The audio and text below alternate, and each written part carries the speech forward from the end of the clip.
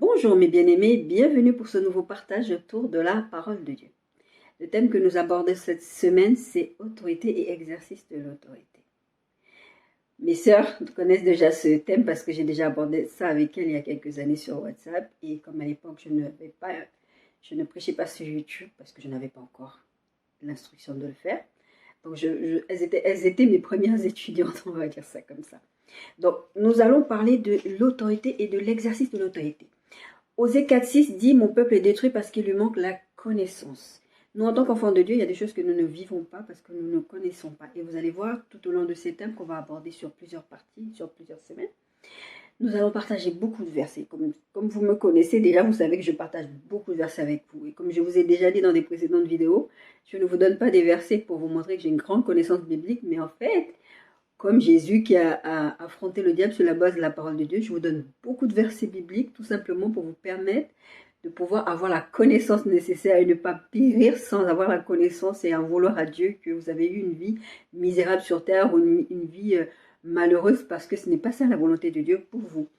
Nous allons prendre pour texte de base cette semaine le texte du Fils prodigue dans Luc 15, à partir du verset 11 jusqu'au verset 32. Je ne vais pas tout lire, je vais juste aborder quelques points. Donc le Fils prodigue, c'est ce fils qui est élevé par son papa, il vit avec son frère. Et un jour, il décide qu'il a envie d'aller vivre sa vie, il a envie d'être autonome, indépendant, il sait qu'il a tout ce qu'il veut, et puis il dit à son père, écoute papa, au lieu que je reste là, je vais aller explorer le monde, je vais aller vivre ma vie, donne-moi ma part d'héritage. Le papa n'est pas mort.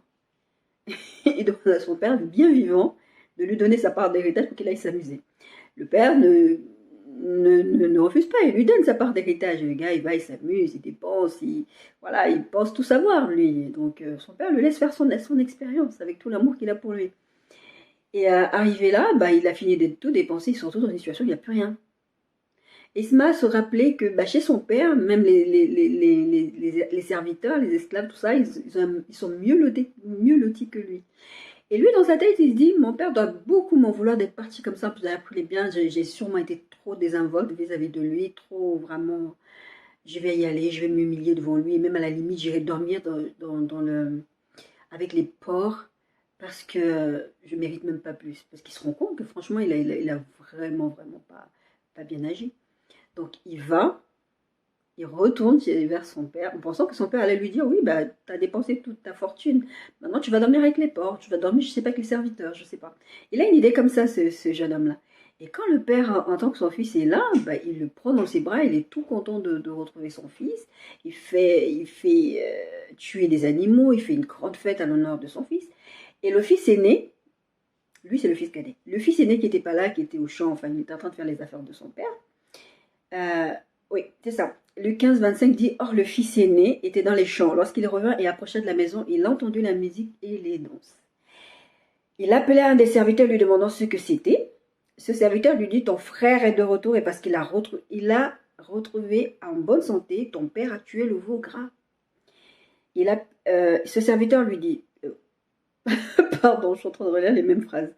Verset 28, il se mit en colère et ne voulut pas rentrer. Son père sortit et le pria d'entrer. Il a pesté, quoi. Il n'était pas content, il faisait la tête. Mais elle répondit à son père, voici, il y a tant d'années que je te sers sans avoir jamais transgressé tes ordres, et jamais tu ne m'as donné un chevreau pour que je me réjouisse avec mes amis. Et quand ton fils est arrivé, celui qui a mangé ton bien avec des prostituées, c'est pour lui que tu as tué le veau gras. Mon enfant, lui dit le père, tu es toujours avec moi, et tout ce que j'ai est à toi. Mais il fallait bien s'égayer et se réjouir parce que ton frère que voici était mort et qu'il est revenu à la vie, parce qu'il était perdu et qu'il est retrouvé. On peut faire toute une prédication rien que sur ce texte. Mais en fait, la chose est là. Le gars, il était perdu, il a pris, il a fait n'importe quoi. Et il revient, son père est content que... Mais j'ai retrouvé mon fils, il est vivant en fait. J'ai encore des choses à faire avec lui, il est vivant. Son père est juste content que son fils soit revenu dépenser de l'argent avec l'autre aussi, il dit avec des prostituées, tout ça. C'est pas faux. Parce que la Bible dit qu'il est allé vraiment faire n'importe quoi avec son bien.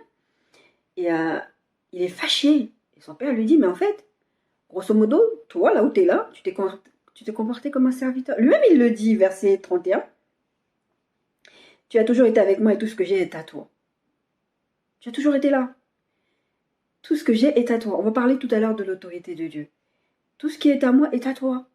Et toi, tu n'as pas profité. En fait, tu as vu à ton frère qui a profité, lui. Bon, il a fait des bêtises, le frère. Mais en fait, il est revenu, il s'est humilié. C'est ça le plus important, c'est qu'il soit revenu. Mais toi, tu as toujours été là, tu aurais pu faire pareil, en fait. Profiter sans aller te vautrer avec des prostituées, sans aller faire n'importe quoi. Tu aurais pu profiter de ton héritage aussi en étant là, demandant, tu aurais pu demander à ce qu'on tue le veau gras pour toi. Mais tu l'as pas fait. Le fils aîné, il s'est comporté comme le texte d'Osée 4,6 qui dit « Mon peuple périt par faute de connaissance. » Il n'avait pas conscience de qui il était. Il se comportait comme un serviteur, comme quelqu'un qui travaillait pour le père, alors qu'il est le fils de la maison.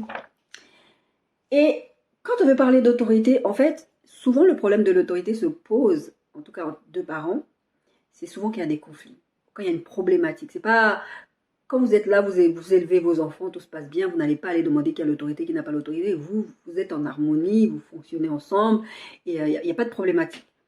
Mais ce problème d'autorité et d'exercice d'autorité se pose quand il commence à avoir un conflit. On se dit, bon, ok, là il y a une problématique ou avec le père ou avec la mère, il y a un truc qui ne va pas. Pour protéger l'enfant, on va mettre en place des systèmes. Parce qu'il ne faut pas que le conflit vienne bousiller l'envie de l'enfant. Parce que l'histoire de l'autorité et l'histoire de l'exercice de l'autorité, il faut comprendre que c'est pour le bien-être de l'enfant. Et aussi, il faut dire aussi qu'il y a des parents qui ont l'autorité et qui ont même l'exercice de l'autorité. On fera la différence, je vais vous dire la différence, c'est quoi. Qui ont l'exercice de l'autorité, mais qui ne l'utilisent pas. Enfin, qui ont l'autorité sur leur enfant, mais ne l'utilisent pas. Selon le site du ministère de l'Intérieur, oui, je suis allée faire des recherches. Selon le site du ministère de l'Intérieur, l'autorité parentale, c'est une notion de droit qui recouvre l'ensemble des droits et des devoirs des parents vis-à-vis de leurs enfants.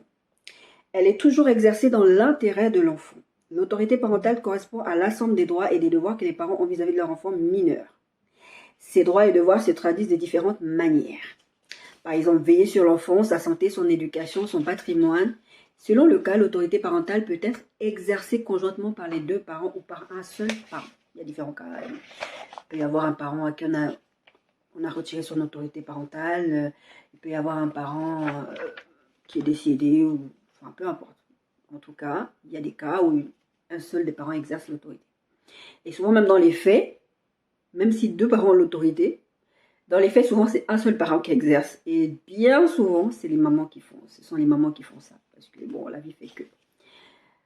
Il y a beaucoup de papas, ils partent. Et les mamans se retrouvent toutes seules. Enfin, il y a des papas qui sont là. Hein. Je ne dis pas que tous les papas sont comme ça. Il y a des papas qui sont des très très bons et d'excellents papas qui s'occupent bien de leurs enfants. L'exercice, là, on a parlé de l'autorité parentale. Je vous ai donné la définition de l'autorité parentale, qui est vraiment l'ensemble des droits en fait, et des devoirs que les parents ont sur leur enfant mineur. On précise bien mineur parce que l'autorité parentale s'arrête à la majorité de l'enfant, même s'il y a encore des devoirs au-delà de la majorité de l'enfant. Et l'exercice de l'autorité parentale, en fait, c'est tout simplement le fait d'exercer ce droit sur son enfant. Parmi les devoirs qui incombent aux parents vis-à-vis de l'enfant, on peut citer les exemples suivants. Devoir des parents vis-à-vis de l'enfant. Devoir de protection et devoir d'entretien. Les parents doivent veiller sur sa sécurité et contribuer à son entretien matériel et moral. Beaucoup de parents nous oublient souvent qu'ils ne doivent pas simplement entretenir, donner à manger, tout ça, mais moralement, il y a des enfants qui sont bousillés parce que leurs parents ne se sont juste contentés que de donner, c'est des parents nourriciers. Ils leur ont donné à manger, ils leur ont donné, ils les ont vêtis et pour eux ça suffit. Ils peuvent les maltraiter moralement, l'enfant est bousillé, l'enfant arrive à des âges de 30, 40, 50 ans, ils sont bousillés parce qu'ils n'ont pas fait leur travail. Mais un parent a le devoir moral envers son enfant aussi. Entretien moral de l'enfant. C'est-à-dire le nourrir, l'héberger, prendre des décisions médicales, surveiller ses relations. C'est pas moi qui le dis, hein, c'est le ministère de l'Intérieur. Et ses déplacements. Votre enfant ne peut pas aller partout où il veut. Hier, je regardais, oui c'est ça, hier je regardais une émission. Non, c'était hier ou c'était quoi? Ouais, c'était hier, je regardais encore une émission criminelle. Et dedans, il y avait un jeune homme. Ses parents étaient tellement riches qu'il le laissait faire ce qu'il voulait. Le gars, à 13 ans, il allait à l'école tout seul en voiture. Et quand l'école, il allait dans une école privée, et quand l'école a contacté le papa en disant « Mais c'est pas normal, votre enfant, il a 13 ans, il ne peut pas venir à 13 ans tout seul en voiture à l'école. Écoutez, vous faites ce que je vous dis, parce que si vous ne faites pas ce que je dis, eh ben, de toutes les façons, moi, je rachète cette école, et puis vous n'aurez plus rien à me dire. » Le monsieur réglait ses problèmes comme ça. Dès que son enfant faisait une bêtise, il sortait les billets. La problématique, c'est que cet enfant-là n'a pas eu, il a été aimé par ses parents, mais c'est une mauvaise façon d'aimer son enfant. Parce que vous avez obligation d'élever cet enfant, parce qu'un jour, cet enfant va être dans la société. Pourquoi je vous parle de cette histoire et pourquoi c'était dans une histoire criminelle? Parce qu'il a tué des gens, cet enfant. Il buvait, il avait, je ne sais plus si c'était 15 ans ou 14 ans, je ne sais plus, il a tué des gens. Et il s'en est bien sorti en plus, parce qu'il a dit que oui, c'était pas de sa faute, c'était la faute de ses parents, qu'il lui avait toujours tout donné, qu'il ne lui avait jamais mis des limites, et etc. etc. J'ai déjà écouté des histoires comme ça il y a des années en arrière où il y a des parents qui ont déposé plainte, des enfants qui ont déposé plainte contre leurs parents parce que leurs parents ne voulaient rien leur refuser. La bienveillance, l'éducation bienveillante, d'après les gens, comment ils disent ça maintenant, on ne peut plus corriger les enfants. On doit laisser l'enfant faire ses expériences. Non, on est les parents, on est censé être à veiller à leur bien-être, à veiller à ce qu'ils n'aillent pas n'importe où. On ne peut pas laisser un enfant aller n'importe où, à n'importe quel âge, regarder n'importe quoi à n'importe quel âge. Donc, surveiller ses relations, ses déplacements, chacun des parents doit contribuer à l'entretien de l'enfant en fonction de ses ressources et de celles de l'autre parent et en fonction des besoins de l'enfant. C'est pas vous laisser l'autre parent se débrouiller tout seul en vous disant « ouais, voilà, c'est comme ça, je fais ce que je veux ». Non, l'enfant a besoin d'être entretenu par les deux parents. Bien sûr, si un des parents a beaucoup plus de moyens, bon, c'est pas grave, c'est vrai, mais souvent dans la vie de tous les jours, c'est pas comme ça. Il y a des parents qui se retrouvent tout seuls avec un parent, se retrouve tout seul à élever l'enfant. C'est la galère. Notre parent, c'est pas son problème. Une divorce d'une personne, d'une femme, souvent c'est les messieurs, d'ailleurs, je prends l'exemple des messieurs parce que moi je suis une femme. Bah, si vous allez prêcher, vous allez prendre l'autre sens. De toute façon, c'est valable dans un cas comme dans l'autre. Certains hommes croient que quand ils divorcent de leur femme, ben, ils divorcent de leurs enfants. Ils vont refaire leur vie, ils font ce qu'ils ont envie de faire. Maintenant, leurs enfants ne comptent plus, c'est plus important. C'est pas ça, veiller à l'entretien de l'enfant. Devoir d'éducation. Donc, on a parlé du devoir de protection, d'entretien. Veiller sur la sécurité, contribuer à son entretien matériel, moral. Surveiller ses relations, ses déplacements et devoir d'éducation. Les parents doivent veiller à son éducation intellectuelle, professionnelle, civique. Je reprenais l'exemple du jeune homme civique. Moi, j'élève ma fille, je sais que demain, elle doit être dans la société. Je n'élève pas ma fille parce que toute sa vie, elle va être avec moi. Je ne peux pas, parce que je suis bien avec elle, on est bien dans la maison, que tout va bien. Je l'élève parce qu'elle doit aller dans la société. Une fois, elle avait fait une bêtise quand elle était petite. On partait prendre le RER. Elle ne m'a pas attendue parce que j'avais des difficultés à marcher, tout ça. Elle est montée, elle était prête à aller dans un train qui allait à Paris au lieu d'aller dans un train qui allait à Villiers-le-Bel. Et heureusement, je l'ai attrapée à temps, je l'ai vraiment engueulée. Je l'ai vraiment engueulée. Et il y a un monsieur qui s'est stoppé, qui m'a dit « Ah mais c'est bon, on n'a pas besoin d'engueuler, tout ça. » Enfin, il s'est fâché parce que j'ai engueulé ma fille. Je lui ai dit d'abord qu'il se mêle de ses affaires. Et deuxièmement, je lui ai répondu quand cet enfant va être grande et si je la laisse faire ce qu'elle veut parce que vous trouvez que c'est pas normal que j'engueule ma fille, demain vous serez le premier à vous fâcher parce que cet enfant n'aura pas eu d'éducation ou quoi que ce soit. L'enfant va aller dans la société, on doit lui donner les bases pour vivre dans la société avec les autres. L'enfant ne sera pas tout seul. Donc, éduquez vos enfants à vivre en société avec d'autres. Vous trouvez que votre enfant c'est le meilleur, vous trouvez que votre enfant c'est le plus beau, tout ce que vous voulez, mais votre enfant va être dans la société, les gens ne vont pas le trouver le plus beau ou le meilleur. Il faut lui enseigner à vivre avec les autres, en harmonie. Des parenthèses. Les parents qui n'assurent pas d'instruction obligatoire de leurs enfants s'exposent à des sanctions, amendes par exemple. Il y a aussi un devoir de gestion de patrimoine. Encore une fois, je vais vous donner un petit exemple. Quand je suis venue en Bretagne, quand le Seigneur m'a dit va en Bretagne, en vrai, j'avais pas d'argent. J'avais de l'argent que j'avais ouvert un compte il y a quelques années pour ma fille en arrière. Il y avait quand même pas mal d'argent dedans. Et je me rappelle, c'est moi qui ai ouvert le compte avec mon propre argent que je mettais dans tous les mois. Et quand le Seigneur nous dit de venir en Bretagne, je dis mais Seigneur, j'ai pas les moyens, je fais comment? Et du coup, le Seigneur me fait comprendre qu'il faut que je demande à ma fille. Ok, donc j'aurais pu aller le faire, hein. J'aurais pu aller faire ce que je voulais faire. Je vais voir ma fille, elle avait 12 ans, j'avais ouvert un compte bloqué depuis qu'elle était petite. Et je dis à ma fille, écoute, voilà la situation, qu'est-ce que tu en penses si je peux débloquer l'argent de ton compte bloqué? Et elle me dit, il n'y a pas de souci, de toutes les façons, tu veilles toujours à mon bien-être, tu me donnes toujours tout ce dont j'ai besoin. En fait,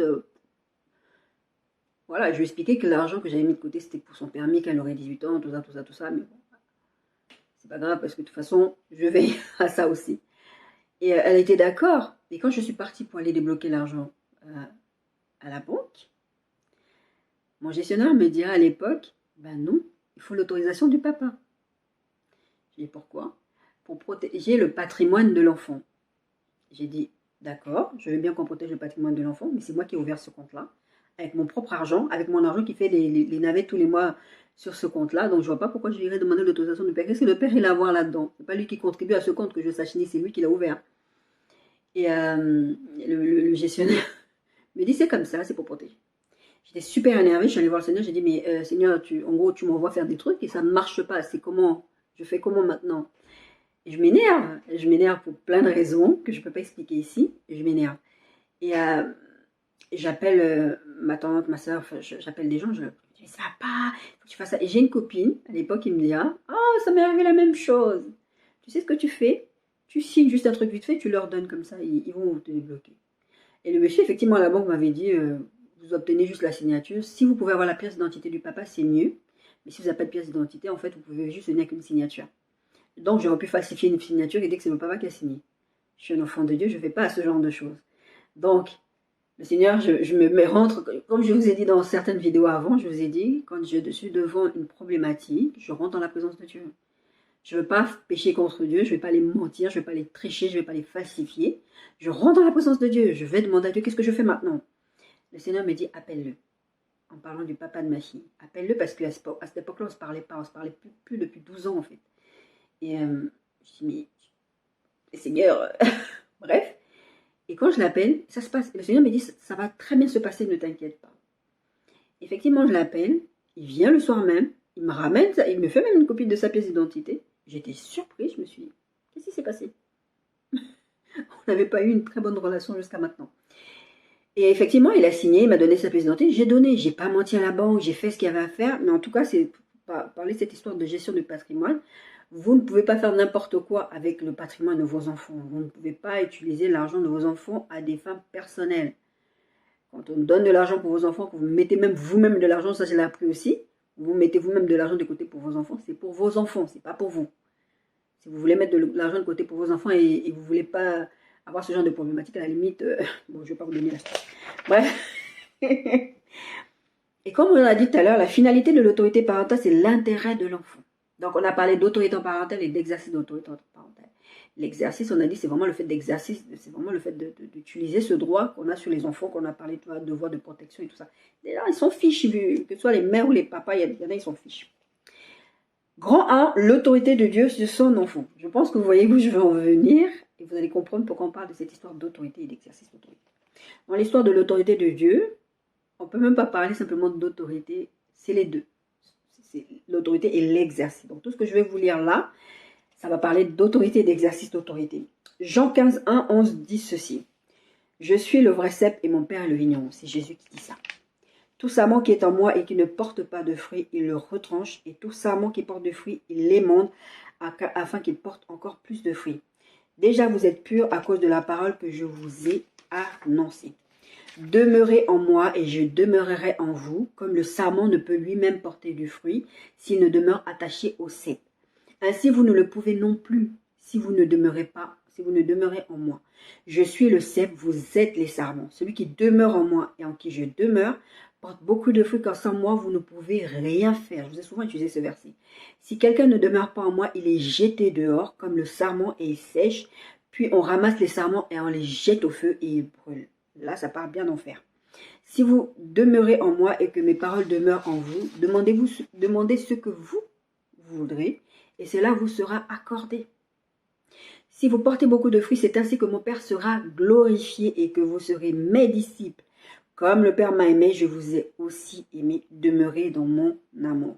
Si vous gardez mes commandements, vous demeurez dans mon amour, et de même que j'ai gardé les commandements de mon Père et que je demeure dans son amour. Je vous ai dit ces choses afin que ma joie soit en vous et que votre joie soit parfaite.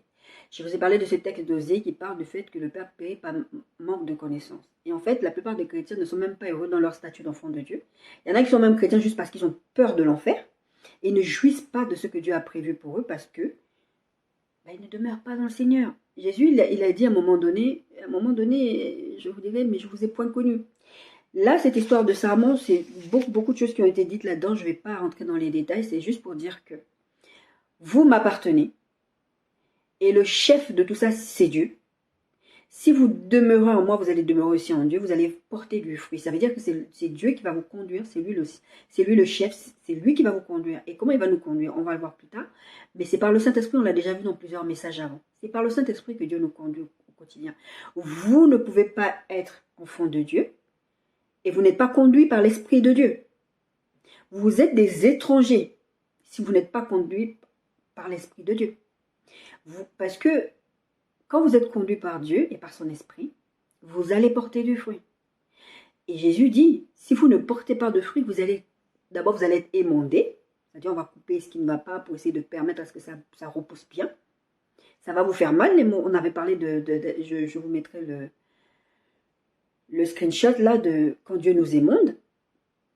Il va vous émonder. Et quand en vous émondant, vous ne portez toujours pas de fruits. Mais à la fin, il va vous couper, il va vous jeter. Vous ne servez pas à grand-chose si vous ne voulez pas porter du fruit. Parce que la problématique, je pense qu'elle est là. C'est pas que vous ne portez pas de fruits parce que vous faites des efforts et vous n'y arrivez pas. C'est que vous ne voulez pas vous laisser conduire par l'Esprit de Dieu. Et quand on refuse que le Saint-Esprit agisse dans nos vies, je peux vous assurer qu'on ne portera pas de fruits. On va stagner, on va rester là pendant des années et se plaindre que ça ne va pas. Et on a bien lu ce texte de Jean 15, 1, 11. Dieu, en tant qu'enfant de Dieu, on est censé porter des fruits. Pas que porter des fruits dignes de la repentance, comme il dit le texte aussi de Jean. Mais c'est aussi, il a parlé d'amour. Le fait que Dieu ait autorité sur nous, le fait que nous sommes des enfants de Dieu, nous demeurons dans son amour, nous devons aimer les gens. La Bible dit que nous sommes reconnus en tant qu'enfants de Dieu par rapport à l'amour que nous manifestons aux autres. Si nous ne manifestons pas l'amour, nous ne sommes pas de Dieu. Parce que l'essence même de Dieu, c'est l'amour. Et Dieu ne nous demande pas d'aimer les gens quand ils sont gentils avec nous, quand ils nous font du bien. Dieu nous demande d'aimer les gens no matter what. Tu aimes les gens, c'est tout, quoi qu'il en soit. C'est comme cet exemple avec l'autorité, le fait de respecter les autorités en place. Ça, c'est la Bible qui le dit aussi. La Bible ne dit pas respecter les autorités tant qu'ils vous font du bien. Vous respectez les autorités même quand ils prennent des décisions qui ne vous conviennent pas. Bon, si maintenant l'autorité vient vous dire, mariez-vous, toi tu vas te marier avec un homme, toi tu te maries avec un homme, mais bon, vous comprenez. Il y a des choses en fait, à un moment donné, tant que l'autorité ne t'amène pas à renoncer à ce que Dieu t'a donné comme instruction, tu dois juste respecter l'autorité. Ça, c'est encore un autre problème. Psaume 100, verset 3. Sachez que l'Éternel est Dieu. C'est lui qui nous a fait et nous lui appartenons. Nous sommes son peuple et le troupeau de son pâturage. Nous sommes son peuple. Je parle ici à des chrétiens nés de nouveau. Si vous n'êtes pas chrétien né de nouveau, ce que je suis en train de dire n'a pas de sens pour vous. Vous ne pouvez pas porter de fruits. Parce que pour porter de fruits, il faut être né de nouveau. Il faut avoir accepté Jésus-Christ comme Seigneur et Sauveur. Il faut avoir cru en lui, qu'il est mort ressuscité à la croix. Il est mort et ressuscité pour nous. Et à partir de ce moment-là, on reçoit le don du Saint-Esprit. C'est celui-là qui va nous conduire. C'est package deal. C'est lui qui va nous conduire au quotidien. Et là, nous devenons enfants de Dieu. Nous lui appartenons. Nous sommes le troupeau de son pâturage. Dans la Bible, beaucoup le Seigneur utilise cette histoire de pâturage parce que c'était là un point qu'il voulait ça. Donc, aujourd'hui, il va utiliser autre chose. Je n'ai pas d'exemple là tout de suite. Quand j'aurai un exemple, je vous dirai. Psaume 95, tout ça, c'est pour que vous compreniez que vous ne pouvez rien faire. Jésus disait tout à l'heure dans le texte de Jean 15 que nous avons lu, sans vous ne pouvez rien faire. Vous êtes un peu des walking dead si vous n'êtes pas enfant de Dieu, même quand vous dites que vous êtes enfant de Dieu, que vous laissez conduire. En fait, vous êtes vivant, mais vous êtes mort. La Bible parle aussi de ça. Vous croyez que c'est Dieu, l'apôtre Paul, tuer les gens au nom de Dieu. Il y a des gens qui tuent au nom de Dieu, ils croient que c'est ça que Dieu veut. Mais non, Dieu n'a pas besoin de gens pour faire des choses. S'il veut détruire la terre, il peut la détruire en un clin d'œil, d'accord? On n'a pas besoin de faire des choses pour Dieu. Mais en tout cas, si vous n'êtes pas dans la direction où Dieu est en train de vous dire c'est comme ça la vie avec moi, vous n'êtes pas enfant de Dieu. Et on verra plus tard. La Bible dit que même pire encore, nous sommes fils du diable. Parce qu'il n'y a pas 3000 solutions. C'est soit tu appartiens à Dieu et tu marches par l'Esprit de Dieu, soit tu ne lui appartiens pas. Il n'y a pas de demi-mesure. Il n'y a pas un moment où tu peux être en processus, parce que nous sommes tous en processus sur cette terre. Tu peux être en train de commencer à cheminer doucement, mais tu vas dans une direction. Tu ne t'appartiens pas. Vous ne pouvez rien faire. Vous ne vous appartenez pas. Psaume 95, 7, 11. Car il est notre Dieu et nous sommes le peuple de son pâturage, le troupeau que sa main conduit. Oh, si vous pouviez écouter aujourd'hui sa voix. N'endurcissez pas votre cœur à Mériba, comme à la journée de Massa dans le désert. Quand tu endurcis ton cœur, Dieu va te laisser. Mais il va laisser aussi Satan jouer avec toi. Où vos pères me tentèrent, m'éprouvèrent quoi qu'ils vissent mes œuvres. Bon, je ne vais pas revenir cette histoire de Mériba ou de Massa, mais en tout cas, c'était souvent ces textes dans l'Ancien Testament. Excusez-moi, parce que j'aime pas, je ne sais pas pourquoi je me suis coiffée comme ça. Bref, j'aime pas quand mes cheveux viennent sur le visage. Il y a toujours un moment dans la Bible, dans l'Ancien Testament, vous verrez, où les gens se rebellent contre Dieu. On en a marre. Je prends l'exemple, par exemple, à un moment donné, Moïse il va à la montagne parler avec Dieu pour recevoir les 10 commandements et tout. Le Père dit, ben non, nous on a besoin d'une représentation de Dieu. Dieu il se fâche. Il veut dire à Moïse, regardez tes gens, qu'est-ce qu'ils sont en train de faire là-bas? C'est quoi? Le peuple avec Saül, quand ils ont eu le premier roi qui était Saül, c'était ça, c'était nous on veut un roi comme les autres. Dieu se fâche, ne vous rebellez pas contre Dieu, n'endurcissez pas votre cœur. Quand Dieu s'approche de vous, parce que c'est ce qu'il fait, il s'approche de vous en premier, il a envoyé Jésus-Christ avant même que vous ne saviez même qu'il y avait un salut ou quoi que ce soit sur la terre. Il a envoyé Jésus-Christ. N'endurcissez pas votre cœur. Pourquoi vous cherchez des excuses à dire ouais, trop de religion, trop de ceci? Suivez Dieu, ne suivez pas les gens. Petite parenthèse. N'endurcissez pas votre cœur comme à Mériba, comme à la journée de Massa dans le désert, où vos pères me tentaient, parce que Dieu il appelle ça le tenter. Vous cherchez les histoires, c'est ça que ça veut dire. M'éprouvèrent quoi qu'ils vissent mes œuvres. Vous savez que Dieu est Dieu, mais vous le tentez quand même. Vous le cherchez, vous le provoquez. Pendant 40 ans, j'eus cette race en dégoût. Pendant 40 ans, vous vous souvenez, dans l'histoire du désert, je vous en ai parlé dans plusieurs vidéos avant. Et je dis, c'est un peuple dont le cœur est égaré, ils ne connaissent pas mes voies. En vrai, quand tu connais Dieu, il y a des choses que tu n'oses même pas faire. Bref. Aussi, je jugerai dans ma colère, ils n'entreront pas dans mon repos. Effectivement, Dieu s'est fâché, il avait massacré. Ils ont fait... c'est toute une génération, des générations qui ont été tuées dans le désert. Quoi. Il n'y a que les tout petits qui sont restés. 1 Corinthiens 3, 16, 17. On est toujours en train de parler de l'autorité de Dieu sur nous, n'est-ce pas? Qui sont censés être ses enfants. Ne savez-vous pas que vous êtes le temple de Dieu et que l'Esprit de Dieu habite en vous? Je parle aux chrétiens nés de nouveau qui ont reçu Jésus-Christ comme Seigneur et Sauveur, qui sont sauvés et qui ont le Saint-Esprit qui habite en eux. Pour les autres, faites la démarche. Si quelqu'un détruit le temple de Dieu, Dieu le détruira. Ça fait peur, hein? Car le temple de Dieu est saint et c'est ce que vous êtes. Vous êtes saint, vous ne pouvez pas détruire le temple de Dieu. Vous ne pouvez pas aller, je ne sais pas, vous êtes né de nouveau, chrétien, allez, rempli de cet esprit, vous parlez en langue, et vous allez vous balader avec des prostituées. Enfin, vous allez faire tout ce que Dieu est, quoi. Vous êtes dans l'idolâtrie, mais... Bon, je ne sais pas en général, hein. Je ne sais pas quand quelqu'un est dans une vie, on verra plus tard, est dans une vie délibérée de péché, genre, tu ne cherches même pas à changer, quoi. Parce que déjà, il faut avoir cette volonté de vouloir changer. Il faut avoir cette volonté. Ça ne veut pas dire que le fait que tu es dans la volonté... Je ne vais pas vous mentir. On ne va pas se mentir. Les gens qui vous disent, oui, une fois que tu es né de nouveau, tu ne pêches plus, c'est faux. La Bible dit que si nous disons que nous ne pêchons pas, nous sommes des menteurs. C'est un processus. À un moment donné, il y a des choses que vous ne ferez plus. Je vais vous donner un petit témoignage. J'espère que ça ne va pas choquer. Pour les oreilles chastes, fermez vos oreilles. J'ai été agressée très très jeune, sexuellement.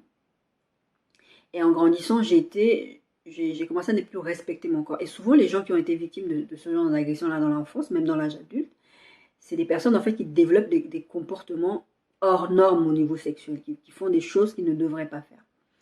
Et j'ai été introduite très très jeune dans la pornographie. D'accord? Et j'ai développé une addiction pendant des années. Et je n'arrivais pas à m'en sortir. J'ai donné ma vie à Christ. Je me suis baptisée en 2005. Je crois que j'ai redonné ma vie à Christ en 2004. Je crois que j'avais 28 ans.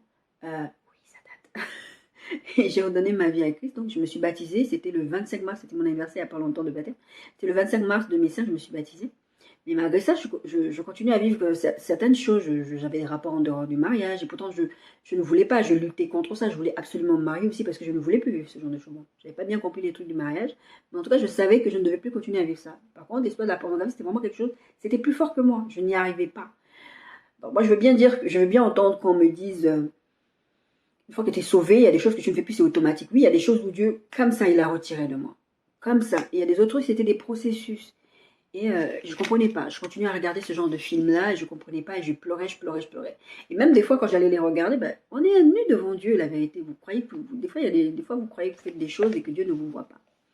Mais Dieu vous voit tout le temps. Moi, je disais à quelqu'un particulièrement que quand j'ai des rapports, le Saint-Esprit, c'est pas un manteau que j'enlève et que je cache là-bas dans un coin, que je dis, oh, je fais mes affaires, le Saint-Esprit n'est plus là. Non, le Saint-Esprit habite toujours en moi, il part pas parce que j'ai des rapports avec quelqu'un. Donc, moi, après, derrière, je suis dans la culpabilité et je suis pas bien, mais le Seigneur, c'est tout un processus qui m'apprend à poser des bases. Et même dans cette histoire d'impudicité, le Seigneur m'a appris à poser des bases, à arrêter de faire certaines choses. Je suis toujours dans ce processus-là de ne pas me mettre dans des situations où je vais encore tomber, parce que je sais que je vais tomber, je ne suis pas encore suffisamment forte. Donc oui, quand vous savez que vous n'êtes pas encore suffisamment forte, ne vous mettez pas dans les positions où vous allez tomber dans certains péchés que vous avez déjà laissés, que vous avez déjà vomi. En tout cas, pour cette histoire de pornographie, je pleurais, des fois je prenais le temps, je dis Seigneur, regarde ce que je suis en train de faire, c'est sale et tout. Je pleurais, et le Seigneur me disait rien. Et je priais, je voulais sortir de ça, mais je continuais toujours à pratiquer ça. Et puis un jour, 6 mois sont passés, je ne regardais plus, je n'avais plus regardé. Et un jour, j'ai appelé ma soeur, je dis mais ça fait déjà 6 mois, je n'ai pas regardé ça, c'est bizarre, je n'ai même pas éprouvé le besoin de regarder. Et c'est comme ça que j'ai su que j'étais délivrée de ça. Par contre, quand je suis retombée dans l'impudicité 12 ans après, l'ennemi a joué sur ça. Tu vois, tu n'es pas délivré. Et c'était, regarde un petit... À chaque fois que j'allais traverser un petit moment où c'était compliqué, regarde un petit film, ça va te faire du bien. Et le Seigneur m'a appris à utiliser une phrase, et que j'utilise, c'est « ça n'en vaut pas la peine ». Toutes les souffrances par lesquelles je suis passée, parce que après j'étais retombée là-dedans, quand je suis retombée dans l'impudicité, j'ai regardé encore, et c'était de pire en pire. Parce qu'en fait, je me sentais tellement souillée que je me disais, il faut que tu te souilles encore plus. Comme ça, Dieu va être dégoûté de toi, puisque toi-même, tu te dégoûtes de toi-même.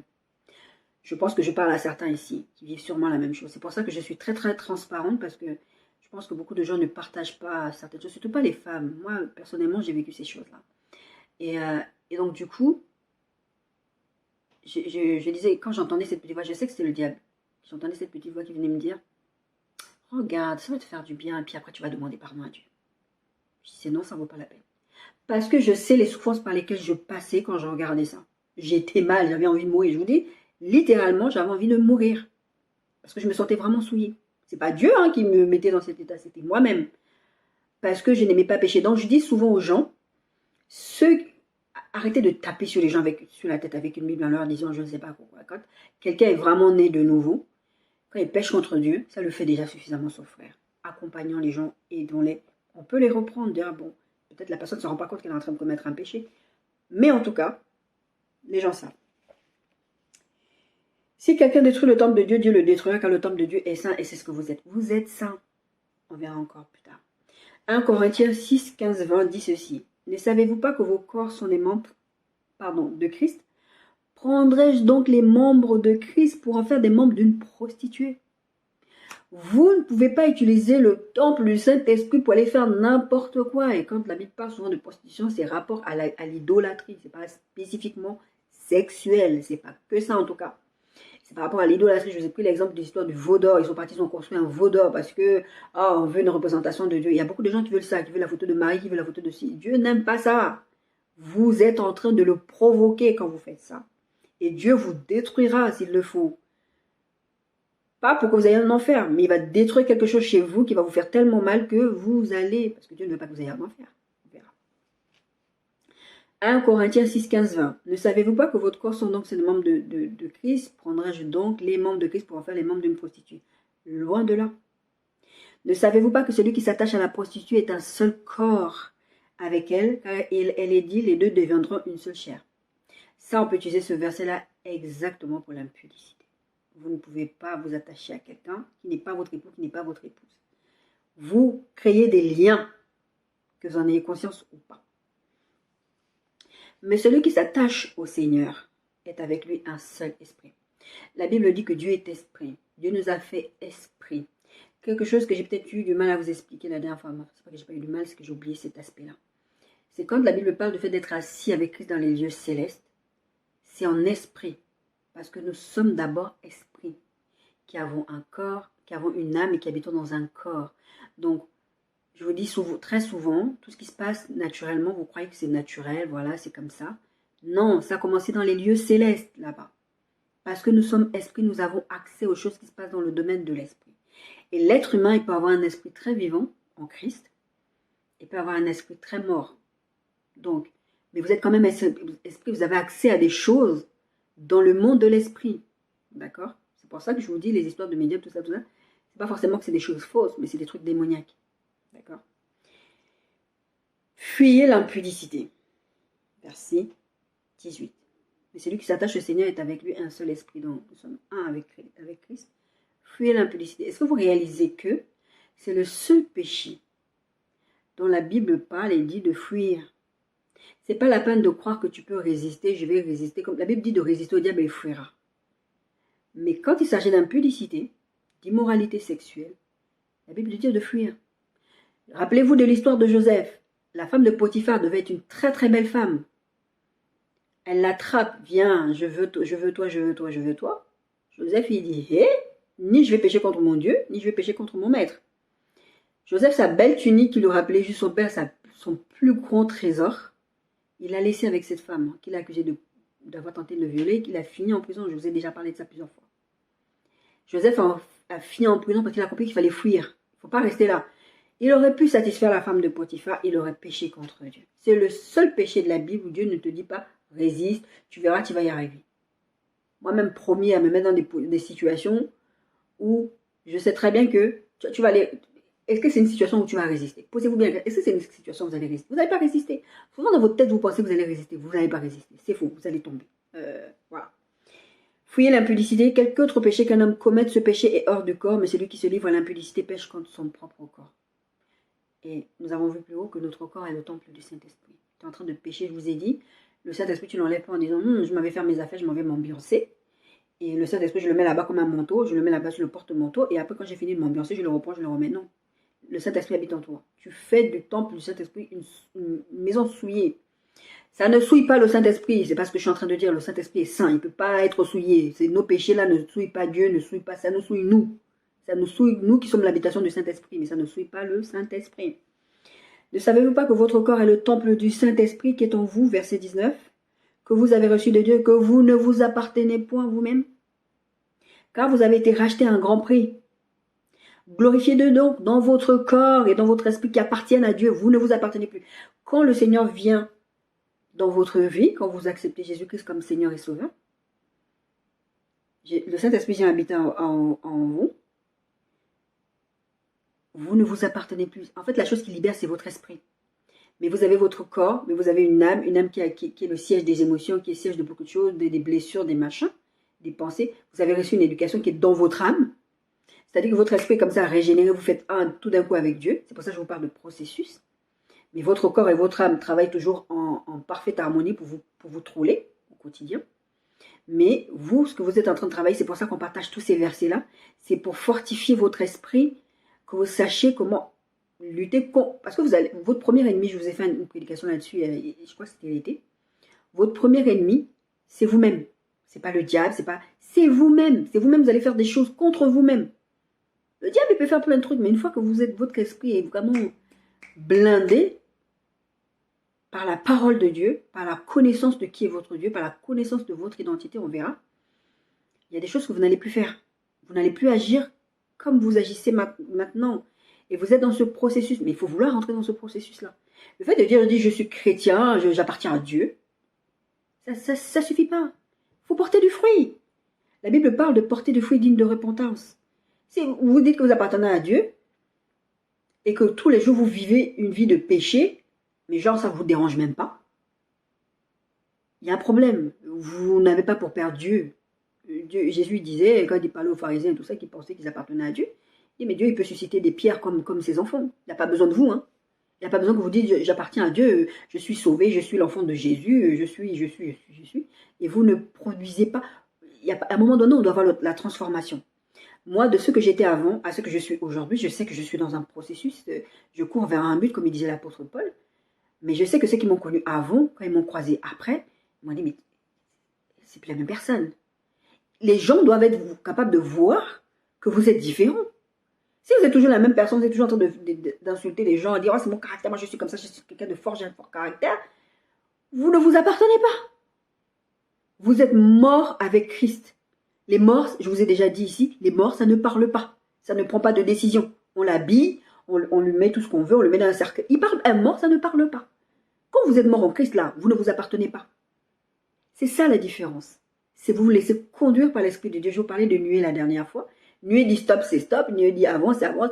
Voilà, c'est le moment. Et si vous lisez ces textes avec les nuées, vous allez voir que des fois, il faisait des compliments, la nuée restait là, ne bougeait pas. Il ne bougeait pas.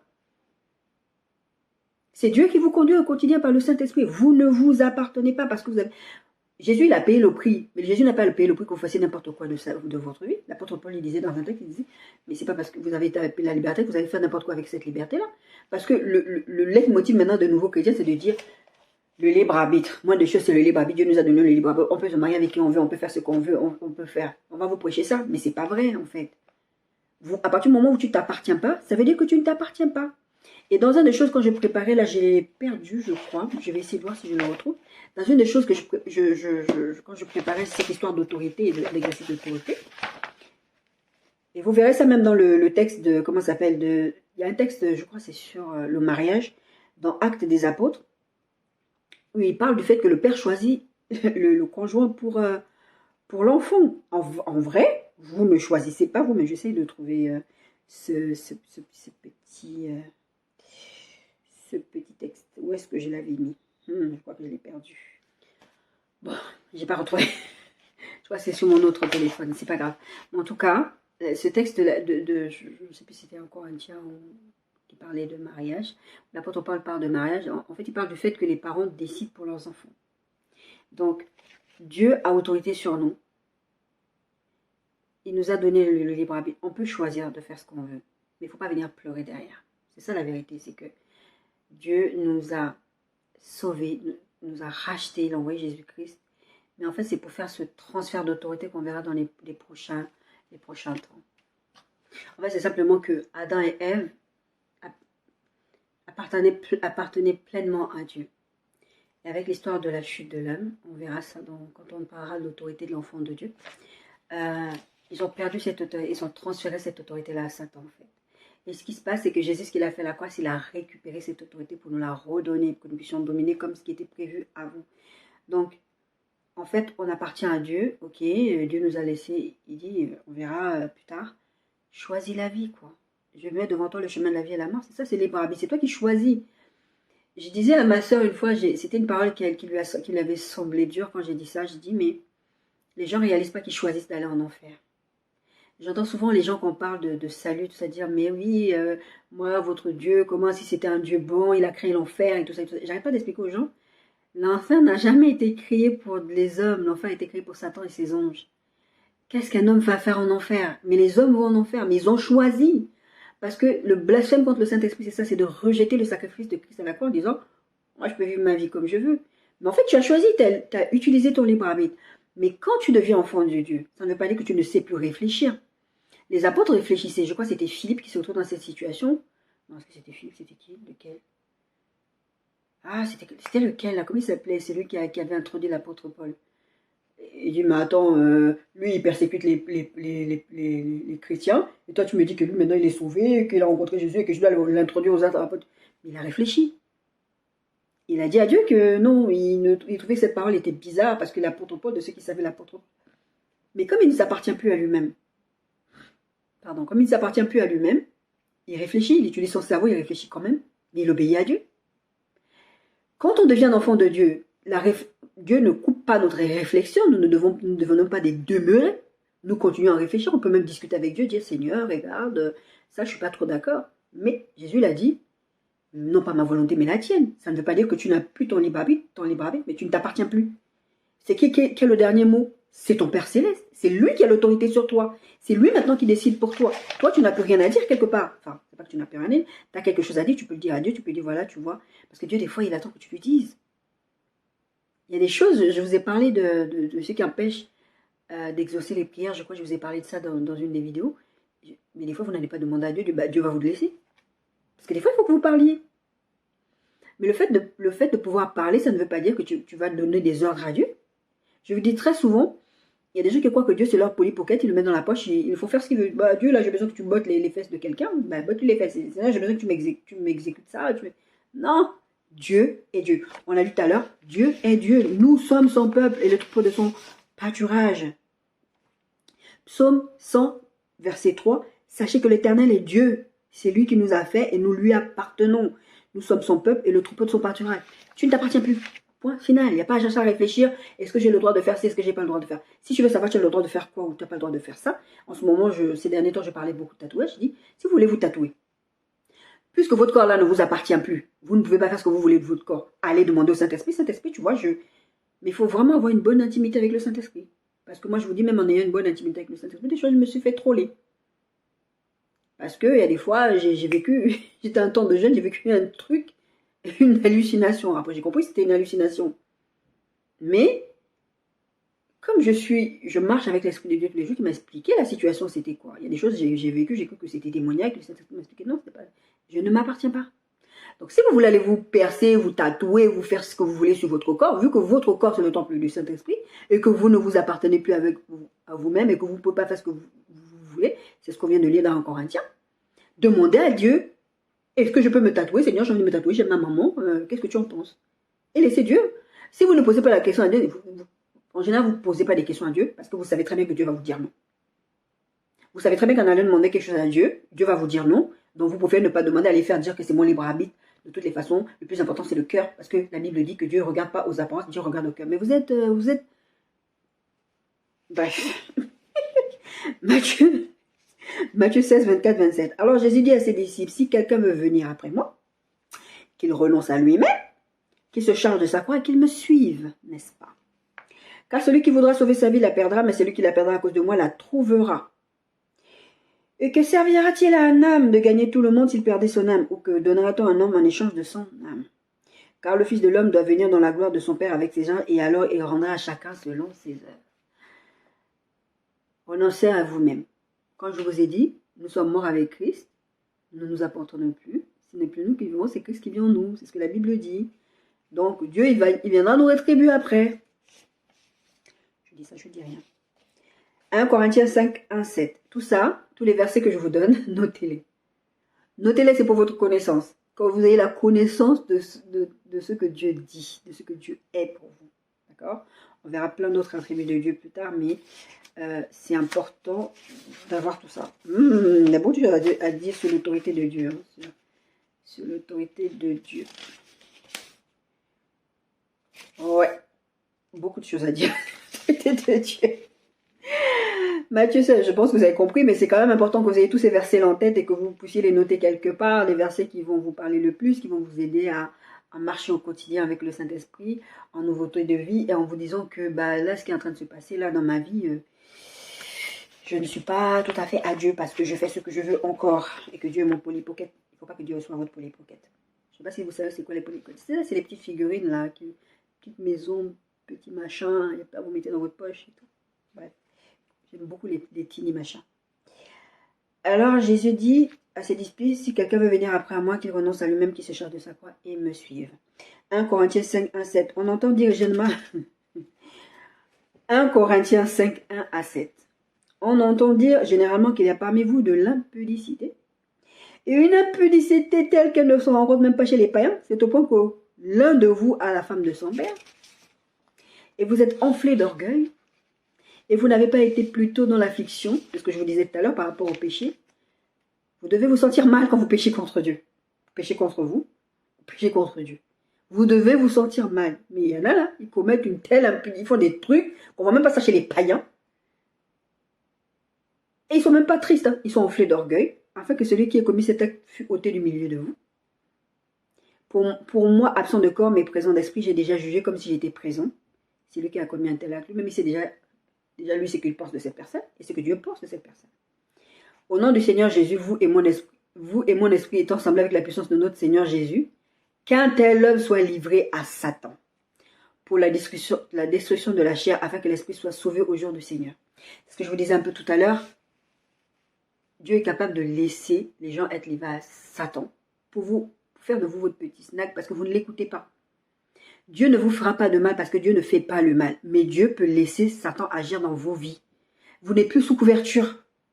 Mais là, la parole de Dieu, qu'est-ce qu'elle dit?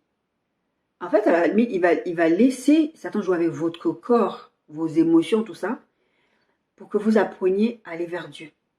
Mais pourquoi il fait ça? C'est pas parce que vous souffrez gratuitement.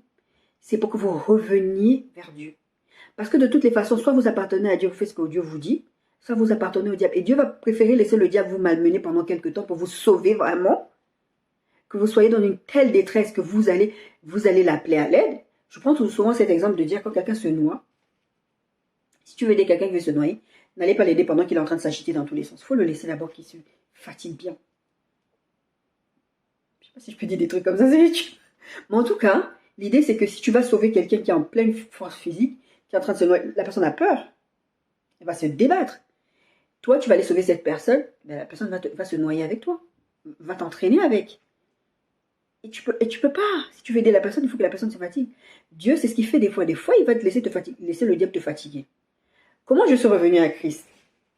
Comment je suis revenue à Christ? J'avais des bonnes raisons. Ouais, vous priez votre Dieu et vous maltraitez vos enfants. Moi, je ne veux pas suivre le même Dieu que vous. J'avais des bonnes raisons hein, de m'éloigner de Dieu. Il n'y a jamais aucune une raison qui est bonne devant Dieu pour que tu t'éloignes de lui.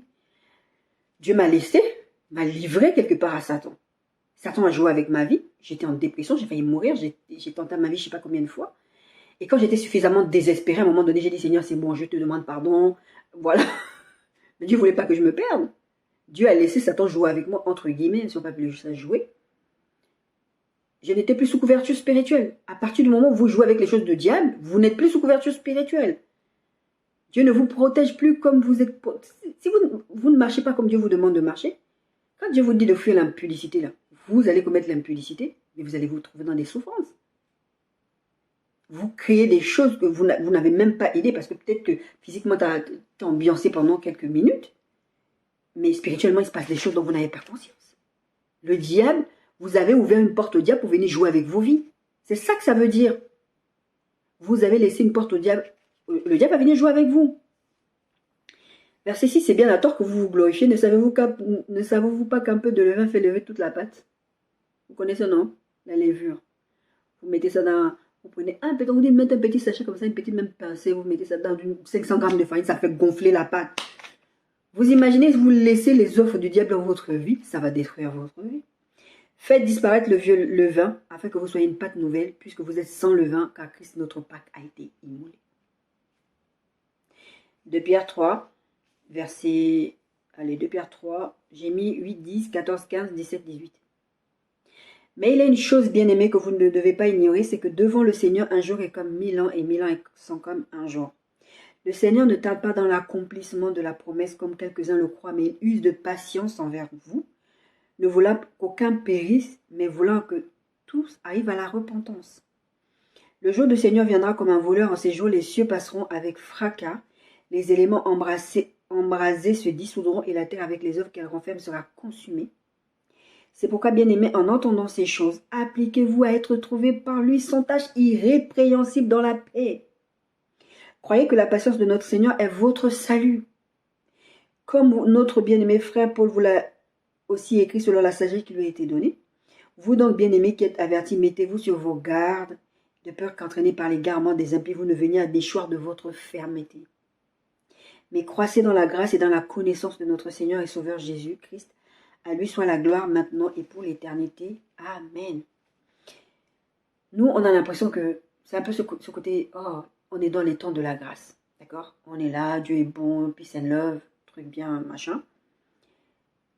Et comme Dieu, des fois, Dieu n'engloutit pas la terre, Dieu ne vous fait rien pendant que vous êtes en train de faire quelque chose, ou pendant qu'on est en train de faire quelque chose, je parlais d'impudicité, je vous disais, j'enlevais pas le Saint-Esprit, je mettais à côté. Et comme Dieu ne fait rien là sur le moment, on a l'impression que, oh, ouais, voilà, depuis là, on dit que. Mais la Bible dit que Dieu est patient envers nous. La patience de Dieu a des limites, d'accord? C'est pas parce que Dieu ne réagit pas toutes choses. Dieu a l'autorité. Quand je parle de l'autorité de Dieu, je parle par rapport au fait que nous sommes enfants de Dieu. Mais sachez que Dieu n'a pas autorité que sur les enfants de Dieu. Je disais ça à quelqu'un récemment. L'autorité de Dieu ne se limite pas au fait que tu sois chrétien ou pas. Dieu a autorité sur la terre entière. Ça veut dire que Dieu peut faire ça de ta vie, tout de suite. Dieu a autorité sur les chrétiens comme sur les païens. La différence, c'est que c'est comme cette histoire de soumission de la femme vis-à-vis de son mari. Tu décides de te soumettre à la Seigneurie de Jésus-Christ. Mais que tu décides de te soumettre ou de ne pas te soumettre, un jour, la Bible dit, Jésus a dit, tout genou fléchira devant lui. Je veux dire, à un moment donné, on va tous se retrouver devant le trône de Dieu. Ceux qui auront été sauvés, ils auront un autre tribunal. On va vous dire, mais vous étiez censé faire ça, vous étiez pas ça, mais on n'ira pas en enfer. Les autres, on va leur dire quelque chose, on va les envoyer couper et jeter au feu. D'accord? L'autorité de Dieu ne se limite pas aux enfants de Dieu. L'autorité de Dieu est sur la terre entière. Et sur même les démons. Je vous parlais de la dernière fois de ce verset qui disait que les démons, ils voient. Et Jésus l'a dit, les démons croient aussi, ils tremblent. Les démons croient aussi, ils savent qui est Dieu. Satan, le premier, le chef, il sait qui est Dieu. Il sait que depuis, la Bible dit qu'il est animé d'une grande colère, depuis que Jésus est venu sur cette terre-là. Il sait que ces jours sont comptés. Donc, il vous fait croire, il fait croire aux habitants de la terre. Dieu n'existe pas. Tout ça, c'est des trucs, des élucubrations de personnes trop religieuses. Si la religion te fait du bien, mais ne viens pas imposer ça aux autres. Mais en fait, ce que le chrétien est censé faire, c'est de vouloir que vous soyez sauvés. Si j'ai la cure contre le cancer, la cure contre le sida, la cure contre n'importe quelle maladie, que je sais que vous avez cette maladie-là, je serais méchant de ne pas vouloir vous en parler et de ne pas vouloir vous le donner. J'ai dit toujours aux gens, c'est pas quelqu'un qui m'a amené au Seigneur. J'ai vu des chrétiens au quotidien me dégoûter de Dieu. J'ai fait ma propre expérience de Dieu. Et c'est pour ça que je peux parler de Dieu. Je ne parle pas de Dieu juste parce que je veux montrer que Dieu. Non, je parle de Dieu parce que il a tellement fait pour moi. Il a tellement fait pour moi. Dieu est patient. Et la Bible dit, verset 15, 2 Pierre 3, 15, croyez que la patience de Dieu est de notre salut. Je dis toujours aussi aux gens, la vie ne vous appartient pas. Aujourd'hui, c'est ton jour de salut. Si tu as une relation bancale comme ça avec Dieu, la Bible dit, rachetez le temps car les temps sont mauvais. Rajustez-vous devant le Seigneur. Si vous n'avez pas encore accepté, acceptez Christ. La mort peut arriver n'importe quand. Ces derniers temps, j'entends que tel est mort, tel est mort, tel est mort, tel est mort. C'est horrible. C'est horrible parce que vous ne savez pas. Dieu sait quand vous allez partir. Il y en a même qui partent prématurément. Mais Dieu le sait prématurément ou pas. Dieu sait. Vous ne savez pas. Vous pouvez sortir de chez vous et ne jamais revenir. Vous pouvez vous endormir le soir et ne jamais vous lever le matin. Jouez pas avec le salut. Ne dites pas que parce que Dieu est patient et que c'est notre salut, la patience de Dieu, c'est notre salut, qu'on peut jouer avec ce que Dieu fait. D'accord? Vraiment pas du tout. Jean 14, 30. Je ne parlerai plus guère avec vous quand le prince de ce monde vient et il n'y a rien en moi. Satan est là tous les jours en train d'agir. Dieu a autorité sur nous, sur nos enfants. Et Jésus, il dit, en fait, en gros, veillez à ce que Satan n'ait rien de lui en vous. Je vous prenais cet exemple, c'est l'histoire du patrimoine, je vous prenais l'exemple par rapport à ma fille. J'aurais pu mentir, aller signer ce papier et dire que c'était son père qui avait signé. Si vous faites des choses comme ça, sachez que Satan a quelque chose de lui en vous. Vous avez quelque chose de Satan en vous. Et Satan peut venir jouer avec vous. Et je vous dis souvent, il aime bien vous pousser à faire des choses. Il aime bien vous amener à aller commettre des péchés. Et vous faire croire que personne ne vous voit. Mais c'est le premier qui va vous exposer.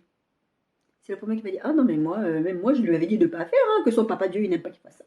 C'est le premier qui va vous exposer. Combien de pasteurs, il y a un pasteur il y a quelques années s'est suicidé parce que il vivait sa vie, il prêchait, il faisait ce qu'il faisait. C'est un pasteur américain.